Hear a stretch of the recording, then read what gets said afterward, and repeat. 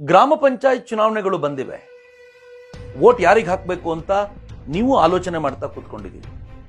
ಕೆಲವರು ಅಕ್ಕಿ ಕೊಟ್ರಂತೆ, ಕೆಲವರು ಬೇಳೆ ಕೊಟ್ರಂತೆ, ಇನ್ನು ಕೆಲವರು 2 ಕೆಜಿ ಕೋಳಿ ಮಾಂಸವನ್ನು ಕೊಟ್ಟರು, ಇನ್ನು ಕೆಲವರು ಆ ಕೋಳಿ ಮಾಂಸಕ್ಕೆ ಬೇಕಾಗಿರುವಂತ ಮಸಾಲೆಯನ್ನು ಕೊಟ್ಟರು. ಅಂತವರಿಗೂ ವೋಟ್ ಹಾಕ್ತೀವಿ ಅಂತ ಅನೇಕರು ಹೇಳೋದನ್ನ ಕೇಳ್ತಾ ಇದ್ದೀವಿ. ಕೆಲವರು ವೋಟ್ ಹಾಕೋಕ್ ಮುಂಚಿನ ದಿನ ಬಂದು 500 ರೂಪಾಯಿ ಕೊಡ್ತಾರೆ, 1000 ರೂಪಾಯಿ ಕೊಡ್ತಾರೆ, ಉಂಗ್ರ ಕೊಡ್ತಾರೆ, ವಾಚ್ ಕೊಡ್ತಾರೆ. ಈ ಕಾರಣಕ್ಕೋಸ್ಕರ ವೋಟ್ ಹಾಕ್ತೀವಿ ಅನ್ನೋದಾದ್ರೆ ನಾವು ಇಡೀ ಹಳ್ಳಿಯ ಪ್ರಗತಿಯನ್ನ ಪೂರ್ಣ ಪ್ರಮಾಣದಲ್ಲಿ ಧ್ವಂಸಗೊಳಿಸ್ತೀವಿ ಅಂತಾನೆ ಅರ್ಥ. ಮಿತ್ರರೇ, ವೋಟ್ ಹಾಕೋಕ್ಕಿಂತ ಮುಂಚೆ ಈ ಬಾರಿ ಒಮ್ಮೆ ಆಲೋಚನೆ ಮಾಡಿ. ಇದು ನಾವು ಫ್ರಾಕ್ಚರ್ಡ್ ಮ್ಯಾಂಡೇಟ್ ಕೊಡ್ತೀವಿ ಅನ್ನೋ ಹೆದರಿಕೆಯಿಂದ ಮೋದಿಯನ್ನ ಪ್ರಧಾನಿ ಮಾಡಲೇಬೇಕು ಅನ್ನೋ ಹಠದಿಂದ ಮಾಡುವಂತ ವೋಟ್ ಅಲ್ಲ, ಅಥವಾ ಮುಖ್ಯಮಂತ್ರಿ ಯಾರಾಗಬೇಕು ಅಂತ ಡಿಸೈಡ್ ಮಾಡುವಂತ ವೋಟ್ ಅಲ್ಲ. ಬದಲಿಗೆ ನನ್ನ ಹಳ್ಳಿಯನ್ನ ಚೆನ್ನಾಗಿ ನೋಡ್ಕೊಳ್ಬಲ್ಲಂತ ಸಾಮರ್ಥ್ಯ ಇರುವಂತ ವ್ಯಕ್ತಿ ಯಾರು, ನನ್ನ ವಾರ್ಡಿಗೆ ಸರಿಯಾಗಿ ಸೇವೆ ಮಾಡಬಲ್ಲಂತವನು ಯಾರು ಅನ್ನೋದನ್ನ ಗುರುತಿಸಲಿಕ್ಕೆ ಇರುವಂತ ಅಪರೂಪದ ಚುನಾವಣೆ. ಹೀಗಾಗಿ ಎಚ್ಚರಿಕೆಯಿಂದ ವೋಟ್ ಮಾಡಿ. ಇಷ್ಟಕ್ಕೂ ಪಂಚಾಯಿತಿಗಳಿಗೆ ಅಧಿಕಾರ ಕೊಟ್ಟಿರೋದು ಯಾಕೆ ಅಂತಂದ್ರೆ, ಮೊದಲನೇ ಪಂಚವಾರ್ಷಿಕ ಯೋಜನೆಯ ಸಂದರ್ಭದಲ್ಲಿ ಮೇಲು ಕೂತವರು ಯೋಜನೆಗಳನ್ನೇನೋ ಮಾಡಿದ್ರು, ಆದ್ರೆ ಅದು ಕೆಳಗಿನವರೆಗೂ ಮುಟ್ಲೇ ಇಲ್ಲ. ಎರಡನೇ ಪಂಚವಾರ್ಷಿಕ ಯೋಜನೆ ಟೈಮ್ನಲ್ಲಿ ಈ ಮೇಲಿನ ನಿರ್ಧಾರಗಳನ್ನ ಕೆಳಗಿನವರೆಗೂ ಮುಟ್ಟಿಸ್ಲಿಕ್ಕೋಸ್ಕರ ಬ್ಲಾಕ್ ಡೆವಲಪ್ಮೆಂಟ್ ಆಫೀಸರ್ಗಳನ್ನ, ಅಸಿಸ್ಟೆಂಟ್ ಡೆವಲಪ್ಮೆಂಟ್ ಆಫೀಸರ್ಗಳನ್ನ, ಒಂದು ದೊಡ್ಡ ಅಧಿಕಾರಿ ವರ್ಗವನ್ನೇ ಸೃಷ್ಟಿಸೋ ಪ್ರಯತ್ನ ಮಾಡಲಾಯಿತು. ಅದು ಕೂಡ ಉಪಯೋಗಕ್ಕೆ ಬರಲಿಲ್ಲ.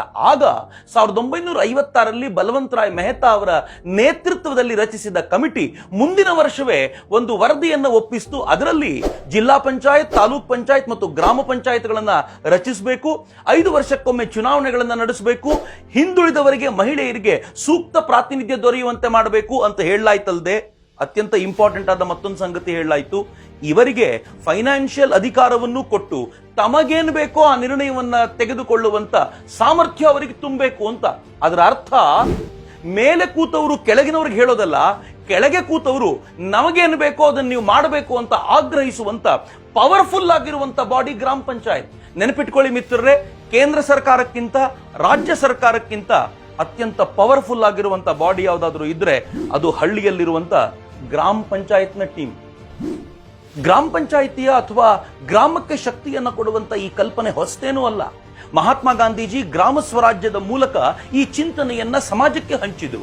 ಅದಕ್ಕೂ ಮುಂಚೆ ವೇದ ಕಾಲದಲ್ಲೇ ಗ್ರಾಮ ಈ ದೇಶದ ಅತ್ಯಂತ ಸಾಮಾನ್ಯವಾದ ಘಟಕ ಆಗಿತ್ತು. ಗ್ರಾಮದ ಅಧಿಕಾರವನ್ನ ಸಭಾಗಳ ಮೂಲಕ ನಿರ್ಧರಿಸಲಾಗ್ತಾ ಇತ್ತು. ಆದರೆ ಕಾಲಕ್ರಮದಲ್ಲಿ ಜಮೀನ್ದಾರಿ ಪದ್ಧತಿ ಯಾವಾಗ ಈ ದೇಶದ ಮೇಲೆ ಬಂದು ಹೇರಲ್ಪಟ್ಟೋ ಆಗ ನಿಧಾನವಾಗಿ ಗ್ರಾಮಕ್ಕಿರುವಂತ ಎಲ್ಲ ಶಕ್ತಿಯನ್ನ ಕಿತ್ತುಕೊಳ್ಳಲಾಯಿತು. ಅದೃಷ್ಟವಶಾತ್ ಸ್ವಾತಂತ್ರ್ಯ ನಂತರ ಮತ್ತೆ ಗ್ರಾಮಕ್ಕೆ ಪಂಚಾಯಿತಿಗಳ ಮೂಲಕ ಅಧಿಕೃತವಾದ ಶಕ್ತಿಯನ್ನ ತುಂಬಲಾಗಿದೆ. ಹೀಗಾಗಿ ಈ ಬಾರಿ ವೋಟ್ ಮಾಡೋದು ನೀವು ಮೋದಿಗಲ್ಲ, ಈ ಬಾರಿ ವೋಟ್ ಮಾಡೋದು ನೆಹರು, ಇಂದಿರಾ ಗಾಂಧಿ, ರಾಜೀವ್ ಗಾಂಧಿ ಮತ್ತು ರಾಹುಲ್ ಗಾಂಧಿಯರಿಗಲ್ಲ. ಈ ಬಾರಿ ನೀವು ವೋಟ್ ಮಾಡ್ತಾ ಇರೋದು ನಿಮ್ಮ ಹಳ್ಳಿಗೆ, ನಿಮ್ಮ ಹಳ್ಳಿಯ ಅಭಿವೃದ್ಧಿಗೆ. ನೆನ್ಪಿಟ್ಕೊಳ್ಳಿ, ಯಾವಾಗ ಹಳ್ಳಿ ಉದ್ಧಾರ ಆಗುತ್ತೋ ಆಗ ಮಾತ್ರ ದೇಶದ ಉದ್ಧಾರ ಸಾಧ್ಯ. 7 ಲಕ್ಷ ಹಳ್ಳಿಗಳಿಂದ ಕೂಡಿರುವಂತ ಭಾರತ ಉದ್ಧಾರ ಆಗಬೇಕು, ಶ್ರೇಷ್ಠ ಮಟ್ಟಕ್ಕೆ ಏರಬೇಕು. ನನ್ನ ಭಾರತ ಶ್ರೇಷ್ಠ ಭಾರತ ಆಗಬೇಕು ಅಂತಂದ್ರೆ ಈ ಬಾರಿ ವೋಟ್ ಹಾಕುವಾಗ ಎಚ್ಚರಿಕೆಯಿಂದ ವೋಟ್ ಹಾಕಬೇಕು. ಅಧಿಕಾರ ಏನೋ ಕೊಟ್ರು, ಆದ್ರೆ ಬಳಸಿಕೊಳ್ಳುವ ಸಾಮರ್ಥ್ಯ ನಮಗೆ ಉಳ್ಕೊಳ್ಳಿಲ್ಲ. ಮಿತ್ರೆ, ನಾನಾಜಿ ದೇಶ್ಮುಖ್ರು ನೆನಪಿರಬೇಕಲ್ಲ, ಭಾರತ ರತ್ನದಿಂದ ಅವರನ್ನ ಗೌರವಿಸಲಾಯಿತು. ಪಂಡಿತ್ ದೀನ್ ದಯಾಳ್ ಉಪಾಧ್ಯಾಯರ ಮಿತ್ರರಾಗಿದ್ದ ನಾನಾಜಿ ದೇಶ್ಮುಖ್ರು ಪಾಲಿಟಿಕ್ಸ್ ಅನ್ನ ಬಿಟ್ಟರು. MP ಆಗಿದ್ದವರು ಅದನ್ನ ಬಿಟ್ಟು ನೇರವಾಗಿ ತಮ್ಮ 75ನೇ ವಯಸ್ಸಿನಲ್ಲಿ ಚಿತ್ರಕೂಟ ಅನ್ನೋ ಹಳ್ಳಿಗೆ ಹೋದ್ರು. ಆ ಹಳ್ಳಿಯನ್ನ ಆಮೂಲಾಗ್ರವಾಗಿ ಬದಲಾಯಿಸಬೇಕು ಅಂತ ನಿಶ್ಚಯ ಮಾಡಿ, ಆ ಹಳ್ಳಿಗೆ ಸ್ವಾಭಿಮಾನವನ್ನು ತುಂಬಬೇಕು ಅಂತ, ಸ್ವಾವಲಂಬಿ ಚಿಂತನೆಗಳನ್ನು ತುಂಬಬೇಕು ಅಂತ ಹಠಪಟ್ಟು ಪ್ರಯತ್ನ ಮಾಡಿದ ನಂತರ ಇವತ್ತು ಆ ಹಳ್ಳಿಯಲ್ಲದೆ ಸುತ್ತಮುತ್ತಲಿನ 600 ಹಳ್ಳಿಗಳು ಜೀವಂತಿಕೆಯ ಕಳೆಯಿಂದ ತುಂಬಿದೆ. ಬಹಳ ದೂರದ ಚಿತ್ರಕೂಟದ ಬಗ್ಗೆ ಮಾತನಾಡಬೇಕು ಅಂತಿಲ್ಲ. ಯಾವತ್ತಾದ್ರೂ ಬೆಳಗಾವಿಯ ಶಿರುಗುಪ್ಪಿ ಅನ್ನುವಂತ ಹಳ್ಳಿಯನ್ನೊಮ್ಮೆ ನೋಡ್ಕೊಂಡು ಬನ್ನಿ. ಆ ಹಳ್ಳಿಯಲ್ಲಿ ನೀರೇ ಇಲ್ಲ, ನೀರು ಚೆನ್ನಾಗಿಲ್ಲ ಅನ್ನೋ ಕಾರಣಕ್ಕೋಸ್ಕರ ಅಕ್ಕಪಕ್ಕದ ಹಳ್ಳಿಗಳವರು ಇರಲಿ, ಆ ಹಳ್ಳಿಯ ತರುಣರಿಗೆ ದೂರಿನ ಹೆಣ್ಣು ಮಕ್ಕಳನ್ನು ಕೊಡ್ತಿರ್ಲಿಲ್ಲ, ಮದುವೆ ಕೂಡ ಆಗುವಂತ ಪರಿಸ್ಥಿತಿ ಇರಲಿಲ್ಲ.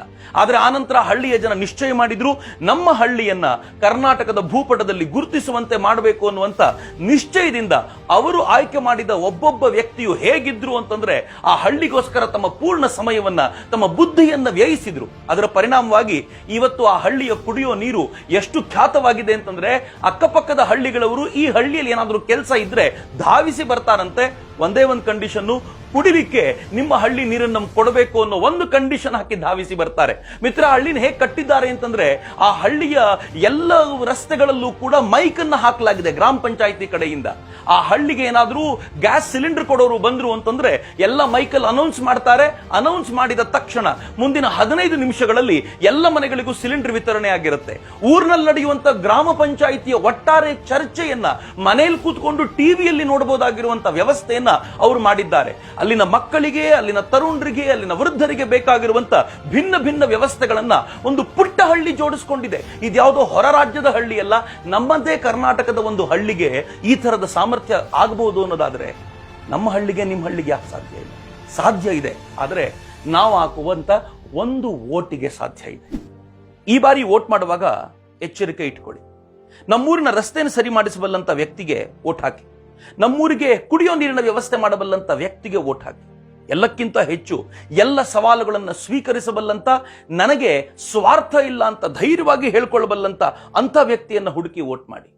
ಅಕಸ್ಮಾತ್ ನಾವು ತಪ್ಪಿ ಏನಾದರೂ ಹಣ ಕೊಟ್ಟವನಿಗೆ ವೋಟ್ ಮಾಡಿದ್ರೆ, ನನ್ನ ಜಾತಿ ಅಂತ ಅನ್ಕೊಂಡು ಯಾರಿಗೋ ವೋಟ್ ಮಾಡಿದ್ರೆ ನನ್ನ ಹಳ್ಳಿಯ ಪ್ರಗತಿಯನ್ನ ಶಾಶ್ವತವಾಗಿ ತಡೆ ಹಿಡಿದಂತಾಗುತ್ತೆ. ನನಗೆ ನಿಮಗೆ ಸಮಸ್ಯೆ ಆಗದೆ ಇರಬಹುದು, ಆದರೆ ನಮ್ಮ ಮುಂದಿನ ಪೀಳಿಗೆಗಳು ಯಾವಾಗಲೂ ಶಾಪ ಹಾಕ್ತಿರುವಂತ ಕೆಟ್ಟ ಸ್ಥಿತಿಗೆ ನಾವು ತಂದು ನಿಲ್ಲಿಸ್ತೀವಿ. ಮಿತ್ರ, ದೇಶ ಕಟ್ಟಬೇಕಾದ್ರೆ ಯಾವುದೋ ಒಬ್ಬ ವ್ಯಕ್ತಿಯಿಂದ ಸಾಧ್ಯವಾಗುವಂಥದ್ದಲ್ಲ, ನನ್ನ ಮತ್ತು ನಿಮ್ಮ ಪ್ರತಿಯೊಬ್ಬರ ಸಹಭಾಗಿತ್ವದಿಂದ ಮಾತ್ರ ಸಾಧ್ಯವಾಗುವಂಥದ್ದು. ನೆನಪಿಡಿ, ಗ್ರಾಮ ಪಂಚಾಯತ್ ಚುನಾವಣೆಯಲ್ಲಿ ಪಕ್ಷಗಳ ಚಿಹ್ನೆ ಇಲ್ಲ. ಯಾರೂ ಪಕ್ಷದ ಚಿಹ್ನೆಯನ್ನ ಬಳಸಿಕೊಂಡು ಇಲ್ಲಿ ಚುನಾವಣೆಯನ್ನ ನಡೆಸುವಂತಿಲ್ಲ. ಯಾಕೆ ಅಂತಂದ್ರೆ ಗ್ರಾಮ ಪಂಚಾಯತ್ ಚುನಾವಣೆ ಅಂತಂದ್ರೆ ಪಕ್ಷಗಳನ್ನ ಮೀರಿದ ಚುನಾವಣೆ. ಗ್ರಾಮ ಪಂಚಾಯತ್ ಚುನಾವಣೆ ಅಂತಂದ್ರೆ ಜಾತಿಯನ್ನ ಮೀರಿದ ಚುನಾವಣೆ. ಗ್ರಾಮ ಪಂಚಾಯತ್ ಚುನಾವಣೆ ಅಂತಂದ್ರೆ ನನ್ನ ಗ್ರಾಮ ಶ್ರೇಷ್ಠ ಗ್ರಾಮ ಆಗಬೇಕು ಎನ್ನುವ ಏಕೈಕ ಉದ್ದೇಶದಿಂದ ಮತ ಚಲಾಯಿಸುವಂತ ಚುನಾವಣೆ. ಹಾಗಿರುವಾಗ ನಾವು ನಮ್ಮ ಗ್ರಾಮವನ್ನ ಆಲೋಚಿಸಿ ಈ ಬಾರಿ ಮತ ಹಾಕಬೇಕಾದಂತ ಅಗತ್ಯ ಇದೆ. ಮಿತ್ರ, ನೆನ್ಪಿಟ್ಕೊಳ್ಳಿ, ನನ್ನ ಗ್ರಾಮ ಉದ್ಧಾರ ಆಯಿತು ಅಂತಂದ್ರೆ ರಾಜ್ಯದ ಉದ್ಧಾರ ಆಗತ್ತೆ, ರಾಜ್ಯದ ಉನ್ನತಿ ಆಗತ್ತೆ. ನನ್ನ ರಾಜ್ಯ ಶ್ರೇಷ್ಠವಾಯಿತು ಅಂತಂದ್ರೆ ನನ್ನ ಭಾರತವೂ ಶ್ರೇಷ್ಠವಾಗುತ್ತೆ. ಒಂದು ಭಾರತ ಶ್ರೇಷ್ಠ ಭಾರತದ ಕನಸು ನನಸಾಗೋದು ಕೂಡ ಆಗ. ಈ ಕಾರಣಕ್ಕೋಸ್ಕರ ಈ ಬಾರಿ ಮತ ಹಾಕುವಾಗ ನಾನು ಹಣಕ್ಕೆ ಮತ ಹಾಕೋದಿಲ್ಲ, ಜಾತಿಗೆ ಮತ ಹಾಕೋದಿಲ್ಲ. ನಾನು ಎಲ್ಲವನ್ನೂ ಮೀರಿ ಒಂದು ಶ್ರೇಷ್ಠ ಚಿಂತನೆಗೋಸ್ಕರ, ನನ್ನ ಗ್ರಾಮದ ಉನ್ನತಿಗೋಸ್ಕರ ಮತ ಹಾಕ್ತೀನಿ ಅಂತ ನಾವೆಲ್ಲರೂ ನಿಶ್ಚಯಿಸೋಣ. ಸಮರ್ಥವಾಗಿರುವಂತ, ಸದೃಢವಾಗಿರುವಂತ ಕರ್ನಾಟಕವನ್ನ ಕಟ್ಟೋಣ. ವಂದೇ ಮಾತರಂ. ಜೈ ಹಿಂದ್.